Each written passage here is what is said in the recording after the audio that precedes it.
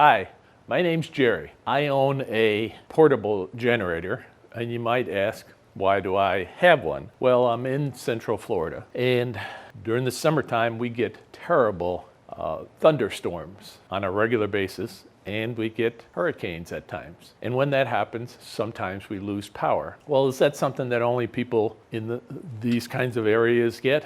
Well, my son lives in a northern state in the snow belt, and they get bad snowstorms, and sometimes he loses power, and he has a generator also. So I'm going to show you some ways to take care of them so that in an emergency, when you need them, then they're really going to work. So follow me. This portable generator has been sitting around for many years. This is the box of accessories that comes with it.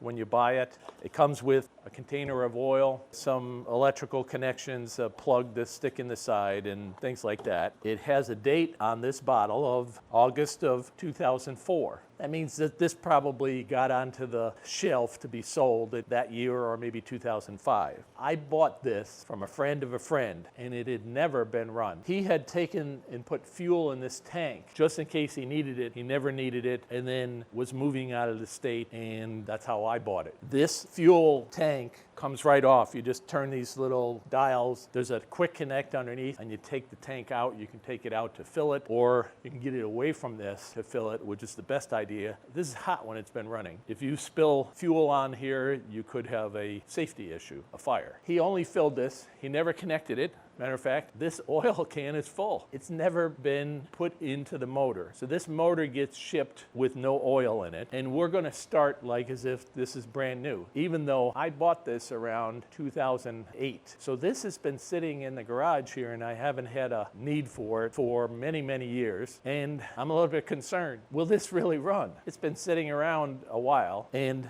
I'll show a close-up. You can see the muffler and the tin that's on here is quite rusty. It sits out here in a humid environment in the garage, hot, 90 degree for months on end. So I'm going to fire this up, and I'm going to do this with you as if it was brand new.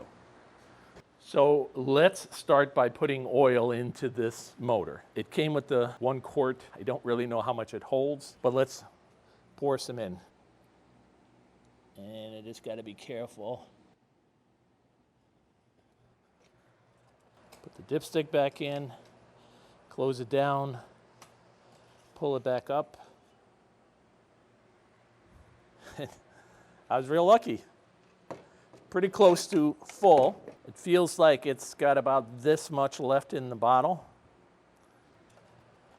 Now what else comes in a brand new one? Came with a connector like this. It came with a little, it says on the box, a little pouch with some fuel additive, but that's not in here anymore. The original owner put fuel in here, and I'm assuming that he put that little packet of fuel treatment in here. So that's not there anymore. So just before the hurricane season, which I said is just a couple of weeks away, which lasts 6 months, I buy 3 of these because if it finally came to the point where we're out of power, and so is everybody else, and sometimes so are the gas stations, and you can't get gas. So I buy it, and then at the end of the season, I'm either using this in my lawn tractor or I pour it in one of my vehicles. It's fresh, clean fuel. Now, what do I do with this kind of fuel, and where do I get it from? Well, this fuel is non-ethanol fuel. It's all I ever use in any of my weed whacker, my leaf blower, my lawnmower, my tractor, any small engine, and as well as this. In addition to that, I also add fuel stabilizer to the fuel. I always put it into this can before I go to the gas station and fill it up. Where do I get non-ethanol fuel? I get it at a Wawa in Florida. The Wawas always carry non-ethanol fuel. I get it, I pour it in, and I fill up 3 cans, like I said. I said this earlier. Now let me show you.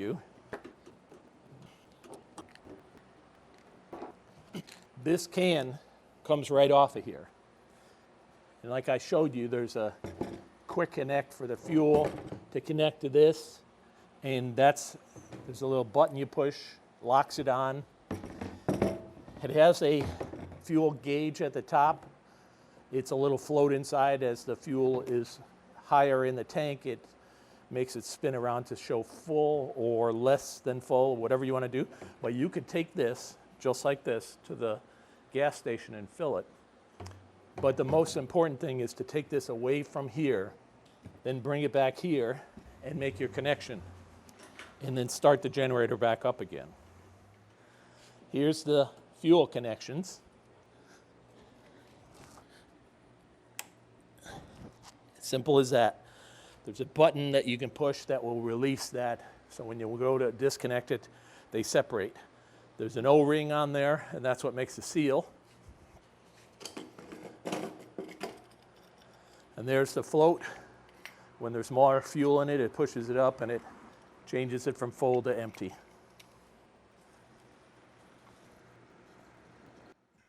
Now, I don't want to fill it completely, but as you saw, it's easy enough to spill a little fuel on the side here, around here. And if this was hot, it could cause a fire. So I keep a rag here, but in this case it's cool, but I could have taken this tank off, brought it over on the driveway and filled it up there. Here's the choke. Run position, choked position, and right here there's a fuel shut off. See that says right here? So, and it tells you off is this position, so it's off. I've now turned it to the on position, so fuel should be flowing down here into the carburetor, and I'm going to let it sit for just a second to get the fuel all the way down there.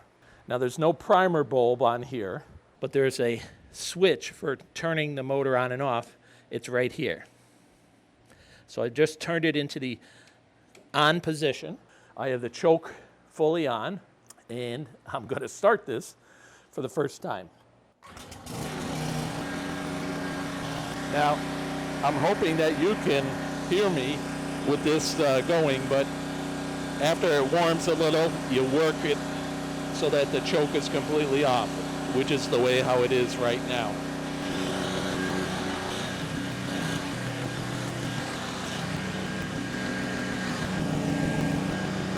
If you can hear me, and if you can see this, it's at 62.2 kilohertz, which is right where it should be. When you put a load on this, when you plug in things, that will drop by just a little. So around 60 kilohertz is exactly what you want it to be.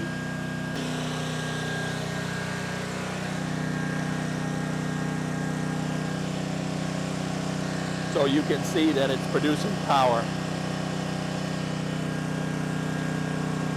All of the outlets are producing power.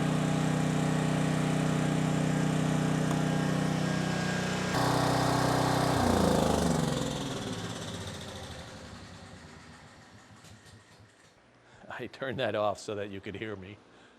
So the emergency is now over. You've got power back from the power company. You don't need to run this anymore. What are you going to do? It's still running. I have it off so that you can hear me. You're going to disconnect, first of all, from all of your sources that are drawing power from it, whether it's this one or these or multiple ones.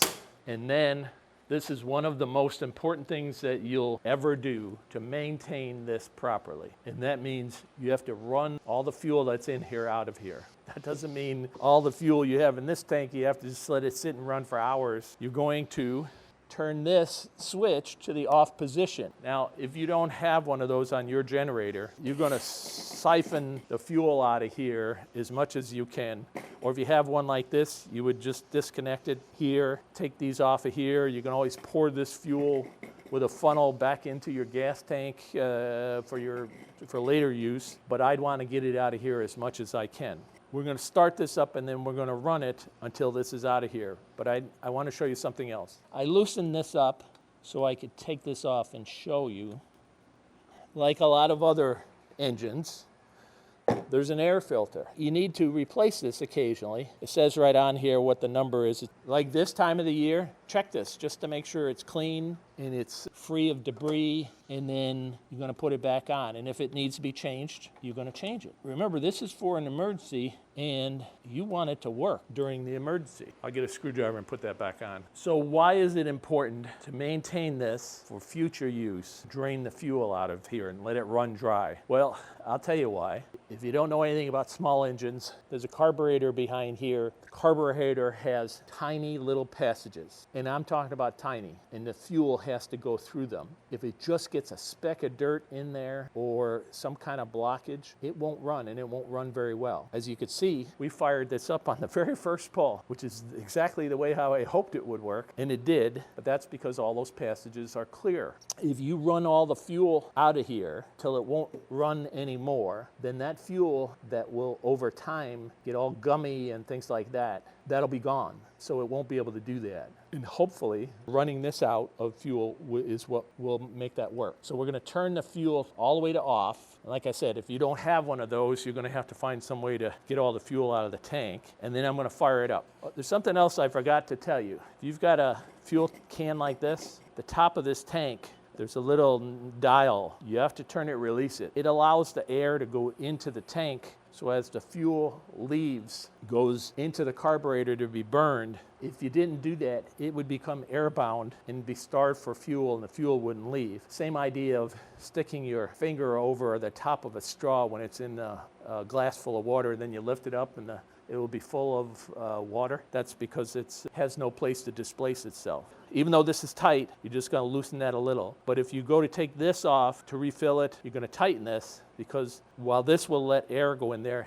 if you turned it on its side and it was full of fuel, fuel could leak out of there until you lay it down flat again like this. It's kind of warm, so I'm going to put it in the middle mode and start it.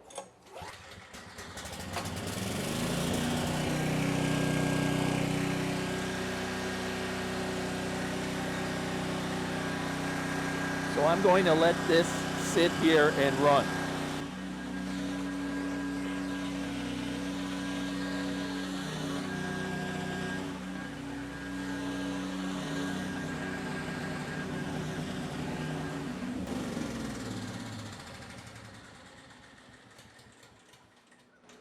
All right. Now that didn't take too long. I went through that a little fast with the video, so you didn't have to sit here and look at it. But what I'm going to try to do is start it again, even though it has no fuel source, because I've turned it off here. I want to make sure that I can get every bit of fuel out of the carburetor and burn through. So I put the choke on.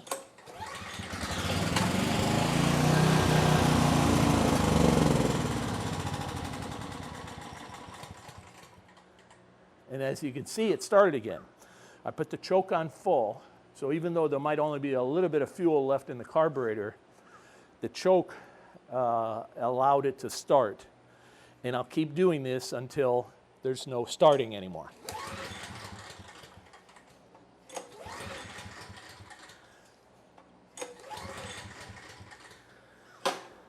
All right, it's gone.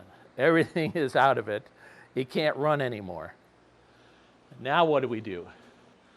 Well, I'm going to show you something that I do. You probably don't hear this from other people. This is a 4-cycle motor. That means that there's valves inside that open and close, just like in your car.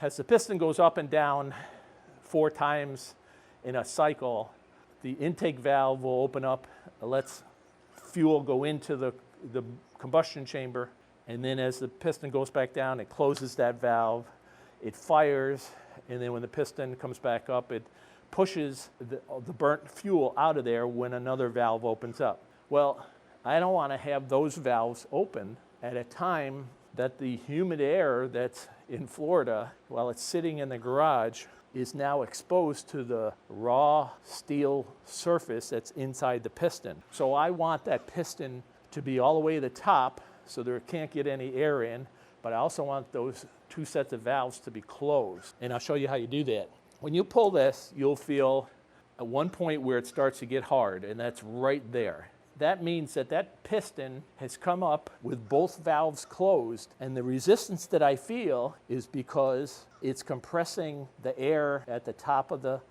cylinder with both valves closed, and it can't escape. So that's where I want it to go. Now, if you keep pulling, it's pretty hard there. So I want to stop right there.